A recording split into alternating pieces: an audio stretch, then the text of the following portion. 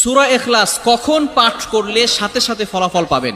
ভালো করে বুঝেন, সূরা ইখলাস হচ্ছে পবিত্র কোরআনুল কারীমের ভিতরে ছোট সূরাদের ভিতরে অন্যতম একটি সূরা। তবে ফজিলতের দিক থেকে সূরা ইখলাস হচ্ছে গুরুত্বপূর্ণ ফজিলত, এবং এই সূরাটা এমন একটা সময় আল্লাহ পাক রব্বুল আলামিন নাজিল করে দিয়েছেন যখন আল্লাহ রাসূল সাল্লাল্লাহু আলাইহি ওয়াসাল্লাম দ্বীনের প্রচার করতে লাগলেন। এমন সময় আল্লাহ পাক রব্বুল আলামিন এক আল্লাহর দাওয়াত দিতে লাগলেন। তখন কাফেররা আল্লাহ রাসূল সাল্লাল্লাহু আলাইহি সাল্লামকে কোশ্চেন করলো যে, মুহাম্মদ, তুমি তো এক আল্লাহর দাওয়াত দাও, আমরা তো কোটি কোটি দেবতার পূজা করি, তারা আমাদের সমস্যার সমাধান করতে পারে না। তুমি যে আল্লাহর দাওয়াত দাও সেই আল্লাহ কয়জন এবং সেই আল্লাহর সন্তান আছে কিনা?